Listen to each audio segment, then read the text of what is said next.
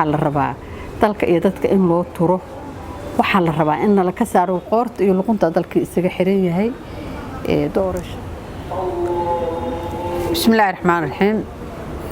waxaan rabaa inaan ummadda Soomaaliyeed inta dhageysanaysa aan salaamo una rajeeyo barwaaqo iyo bashbash mustaqbal wanaagsan inta adduunyada la joogo aakhirada dil dhintan ilaahay inta ummadda muslimiinta firdaws al-a'la waarisiinteeda lagu daro annaga waaridiinteeda waxaan u dambi dhaaf maanta waxaan rabaa ummadda mar walbo aniga inta badan waxaan ka hadli jiray ama humanitarianka ama markaas wix dhibaatada taagan sidii wax looga qabanayo gacanna waxay ii saarnaan jirtay badan aan jeclaa inaan ka hadlo gabdhaha in la dhibaateyn iyo sidii gabdhuhu ay uga qayb gali lahaayeen talada dalka maanta waxa message-kayga aan rabo ummadda inaan la wadaago waa ka gadisan yahay waxaan rabaa message gadisan inaan dadka la wadaago midaasoo waxa taagan waxa la rabaa wixii markaas taagan wixii mas'uuliyadda ay ku isi saaraa oo ilaahay baa na saaray mas'uuliyadda markuu bini aadan naga dhigay arlada aadan ilaahay wuxuu u keenay inuu qaliif uga dhigay inuu arlada maamulo marka qof kasto bini aadan ama markaas isagu hayo jagaha ku magacawnaado ama markaas banaanka jooga haduu aqli leeyahay wax inuu yiraahdo wixii meesha ka socda xaq baa loogu leeyahay taas mas'uuliyadana farta iyo aqliga marka waxaan rabaa doorashooyinka iyo waxa socda inaan maanta ka hadlo wax ka iraahdo runtii waxaad moodaa inay nagu ragaaday sidii dalka doorashada loo aadi lahaa waa nagu ragaaday muddo 2 sano ah la iska daba wareegay saas la iska daba laabanayay dalka iyo dadkuna ma xamili karno waa ka jilicsanahay waa ka tabaryarnahay waa maxayto dhibka ay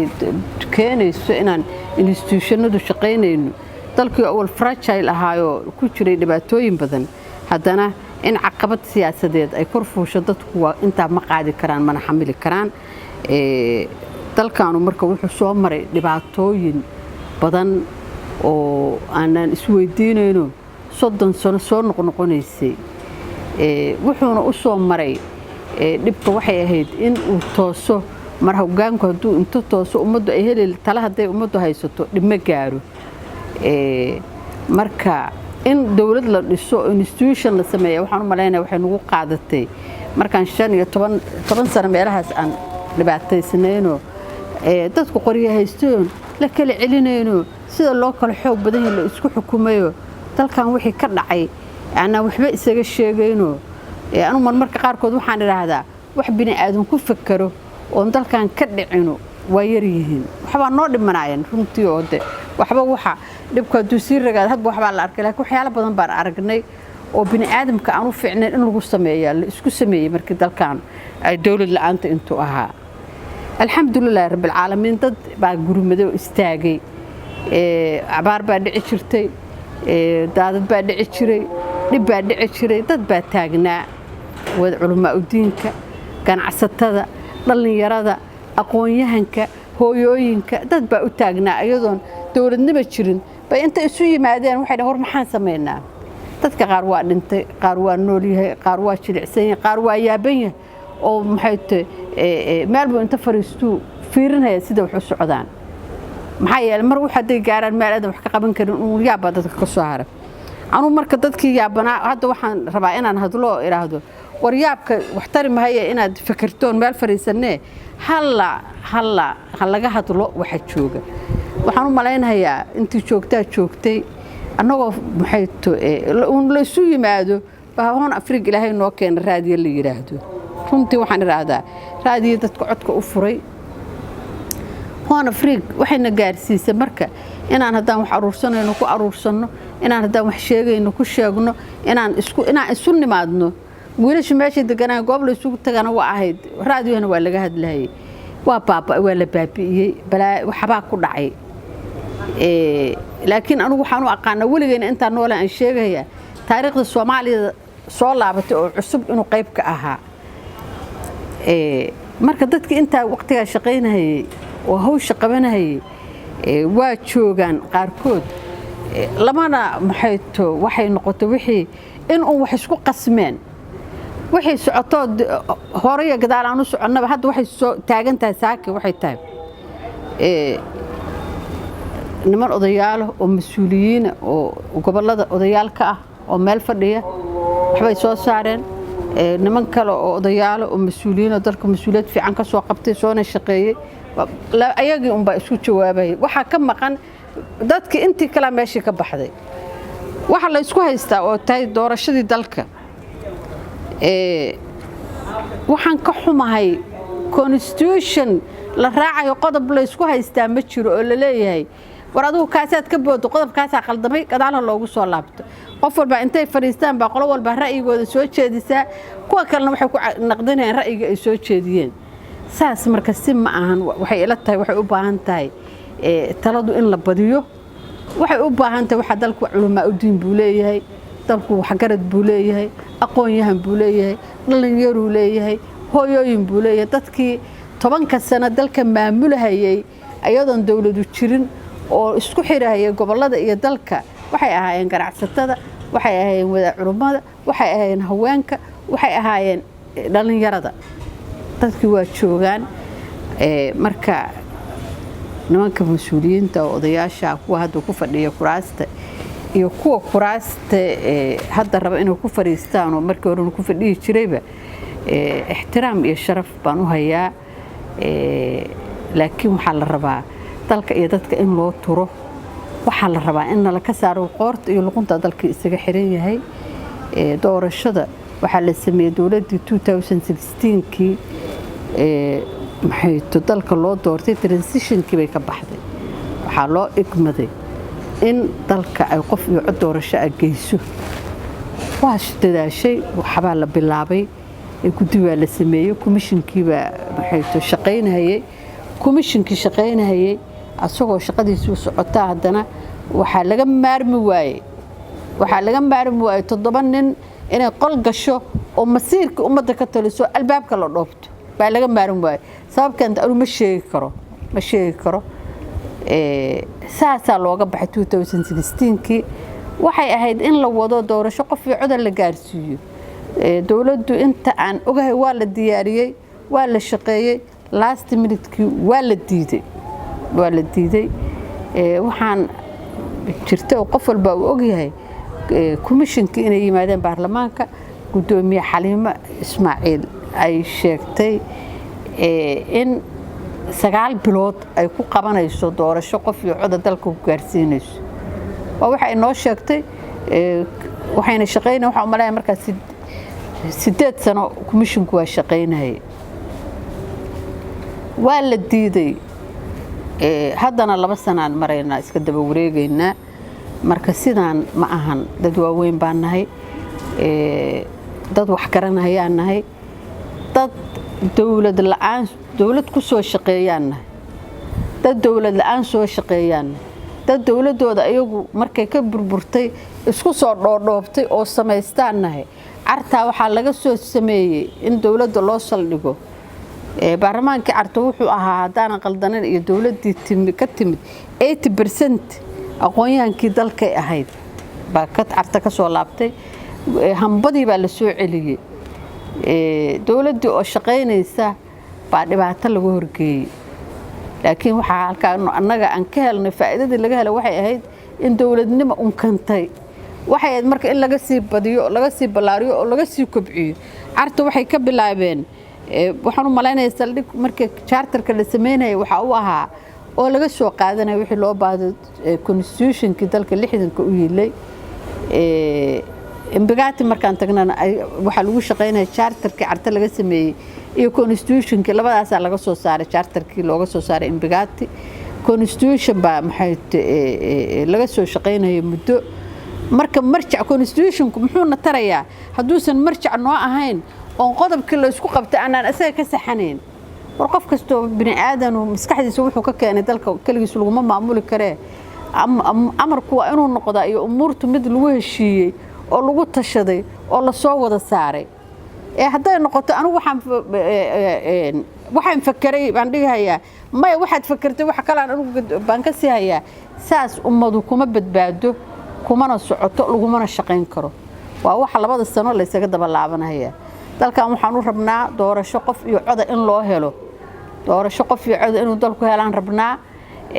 haddaan maxay example aan soo qaado lamaba anagu waxaan samaysanay haykalkii dawladda qof iyo cod doorasho lagu aadi lahaa laakiin activitieskii la rabay in la qabto oo loo sameeyo maxay si loo gaaro activities aan samayno lama bilaabin laakiin waxaan sameynay haykalkii dadkii waa shaqeeyeen wixii waa la qabtay haddana lama dhaqaaqin haddaan la dhaqaaqin oo la socon marka lama aadi karo ka horimaad baaba ka dhacay waa la diiday marka waxaan la isku dayin oo laga shaqeyn lama qaban karo waxa waa in la isku dayaa laga shaqeeyaa ay run naga tahay ay naga go'an tahay waxaan ugu hambaleynayaa Somaliland doorashay samaysteen qof iyo cod ah waaba ku bilowdeen waa ugu hambalyeynaa sida fiican oo wanaagsan oo hufan u sameeyeen dhalinyaradii baa shaqaysay waxay la soo baxeen wixii ay rabeen oo dooranayeen dhalinyarada waa xirxirintiin xariga ka baxa joogta maxay tahay xaradan joogto adinka mustaqbalkiina way waxa aad isteeg ah mustaqbalkiina miiska saaran waa inaad mustaqbalkiina hadii adinku u shaqeyn oo inaan adinku ololeyn oo inaan adinku soo dhaxgelin oo adinkii maxay tahay aqoonta lahaa حيث بنانك كاستاكتان وأدينك بري مستقبل كذلك أولها أدنى دقائقين وإن هذلين يا شقين هاي وحنا يدين كورين إنه يدين كورين إنه وحلا يدين براي ذلك أنا دو استاكتان ذلك وإن لو استاجا ما أنت الدين كم بذا محيط نمانك وتشوجا بدحدا وحناقه وهو بعد أن يرب بدنا وأدريالي أبتيالي وياه إن مسؤول أنت لو دي بمرقد لو دي مظاهرات بجايان لكن أنا نفتيض ما نقع نفتيض أنا وحي حقوق ذي أنا حقوق مع لنا هاي أنا وحنا لك الربع تلك حقوق بنقولين أسوون حقوق بنقولي دول النبض حقوق بنقولين أنا حقوق بنقول هذا ما بقى جنبه وحنا وجق وين ونوجق حق بالحقوق قبيل أنا نقولي أنا ونقولين هاي حقوق الدين تنقول هذا إن احترامنا أنا لك الربع حقوق تلك نقولي إن احترامنا أنا لك الربع حق عن لأنه أنا دوننا لك الربا وحال الربا سيدان مايا سيدان أنا جوا إلى أدقته تل كان مال فوق بنك كأني تل كان حب بدن بنسوق لني تل كان رجعن كقبنا أنا محيط باسبور أجنبي انتهى السنة مربنا أنا نكبحنه أنا كنا ولا ناربنا أنا كنا ما ناربنا أنا بيشن كقول ناربنا أنا وحاربنا الماء وكورسنا وكعرقنا مستقبل كي وحنا كشقين إن الماء هي لكن معهن إن كام ملاك الدبقة ضمية وحال الرباع نما كهذا عنده أي تلود الله يكشرته نما كهذا ذلك محيط وضياش كأه سيدانو سك بدل إن اللي زدتك إن لا تشتغل تلا هلا إن لبديو وأي سوق جلان تتك أقويان كأه تتك محيط علماء الدين كأه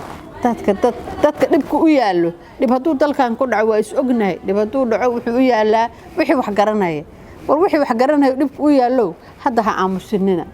dalka ha laga hadlo ha laga baxo isla dhuumaashowga waa doorasho dadban baa la yiri waa doorasho xiran baa la yiri waa doorasho xadidan baa la yiri waa doorasho dabran baa la yiri waxaasoo kale wax la arkay iyo wax la maqlay iyo wax caalamku ku shaqeeyo maahan si baa loo shaqeeyaa dimuqraadiyaan rabnaa nidaam baan rabnaa federal system baan qaadanaan sheeganay oo hadda aan dhahnaa waa ku shaqeynaa maba naqaan macnihiisa ma naqaan dawladda federaalka aan leen macnaheedu maxaan federal system ka noocay qaadanaa waa badan yahay bal Soomaaliya noocay qaadatay caalamka kama jiro federal system qabiilaysan oo qabiil federal noqonaya ma jiro annaga kaan haysanaa waa federal qabiil ah mana shaqeyn karo maalinkii ugu horeysay oo federaalka naloo qaaday oon imbigaati tagnay anigu waxaan ka mid ahaa dadkii guddigii loo sameeyay inay charterka Soomaaliya wax ka qoraan markaan fariisanay oo hoolkii galnay inta nool oo guddigu ku jirto oo maqlaysaa way ula og yihiin nin expert ah naloo keenay inuu federaalka expert ku ah markuu na soo akhriyay oo sharaxnay oo waxay sheegnay wuxuu yiri dal Soomaaliya oo kala ah oo saan ah federal system haddii inta laga sameeyo uu shaqeeyo waxaa caalamka ku soo kordhay system federaalka maado cusub oo federal systemka ah oo cusub baa waxaa keenay Soomaaliya tijaabada lagu sameeyay marka waxaan rabnaa inaan indhaha la iska xirin qabiil federal ma noqdo qabiil waa qabiil meel buu degan yahay waxbuu aaminsan yahay waxbuu diidan yahay systemka lagu dhaqmaana waa system dadka kulmiya haddii federal waa in la kulmiyaa systemka la qaataa wixii maxaa naga dhaxeeya maxaa noo kala duwan maxaa laakiin federaalku ma kan hadda aan ku soconnaa wadada aan ugu socdaa aniga ilama qurux badna dadka aqoon-yahanka oo soo galeen indheergaradku ha soo galeen dalka ha laga saaro caqabada ku jiro meesha qufuladu ugu xirayeen ha laga furo meesha qufuladu ugu xirayeen waxa waa tala la'aanta aan talada dadka loo baahinay qofna wuxuu maskaxdiisa ka keenay dadka kuma maamuli karo wuxuu inay dadku waa in heshiis ku yihiin waa in la fiiriyaa wax badan waa in la xeeriyaa wax badan waa in la tashadaa dad badan waa in la iswarsadaa anaa kaligay ku alifayo ku keenay ku sameeyay ma shaqayso dadka waxaan u rabnaa doorasho qof iyo cod in loo aado oo dadku qiyaarkooda doortaan waxa weeye qofka bini aadamka wixii ka go'an inuu doorto laakiin waxaan ogolaanay banaanka inaan dhoobnaano markaan ogolaanay oo wax soo bixeen hal la helo doorasho la aado iska daba wareeg baa ka bilowday saan ma anfici karto dalka waa in la fasaxaa dadku qofkii nasiibkiisu galo oo magaciisu ku qoran yahay noqonaya baarlamaanka qofkii nasiibkiisu galo oo magaciisu ku qoran yahay noqonaya madaxweyne qofkii nasiibkiisu galo oo magaciisu ku qoran yahay wasiir prime minister noqonaya war anagu qof yaana ka fakirin qof imaanaye aanu ka fakirno dalku inuu hore u socdo dalku waa wada leen qofkii noo noqda madaxweyne waa noo madaxweyne qofka xilnaba noo noqda waa noo xildhibaan ajnabi nooma imaan waa Soomaali laakiin saa naga daaye dalka kuwa soo saaray kuwa diiday saas iska daboori tiibanahay tii dalka laga saaro dalka waa wada leenahay dadka aqoon-yahanka oo indheergaradka ah oo mas'uuliyadu saaranta ulul albaabka ah ilaahay ulul albaabku la hadla bini aadamka isagoo abuurto yaa ulul albaab ilaahay dadka ulul albaabka oo wax garanayo oo islaamnimadu ku duxsan tahay oo wadanimadu ay ku jirto oo Soomaalinimada rabo hadla sidaan dalka laga bixiyo saan dalku waa dib hadda waxaan ku jirnaa waa dib oo dib siyaasadeed dibka siyaasadda ka laga saaro dalka doorashada loo fasaxo dadku hay maxay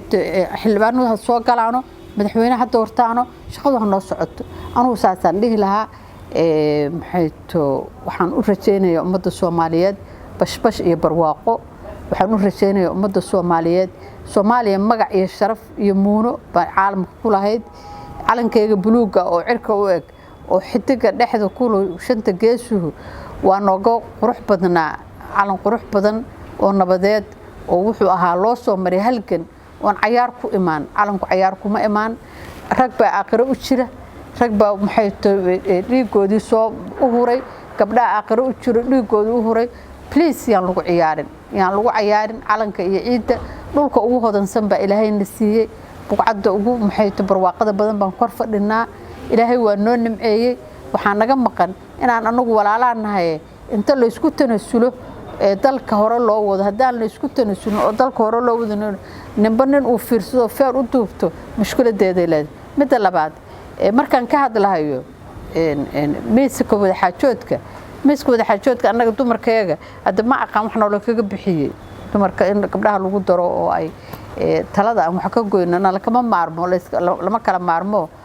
waa la isku dhaqan yahay waana la isku qurxoon yahay waana la isku fiican yahay waana la iska bahayaa marka waxaan ilaahayna ka rajeynayaa inuu noo soo dejiyo sakiino khayr qabta ummadda Soomaaliyeedna uu u dooro asaga og adoonka barakaysan oo ummadan ka bixin kara dhibka ay ku jirtee inuu noo dooro wabillahi tawfiiq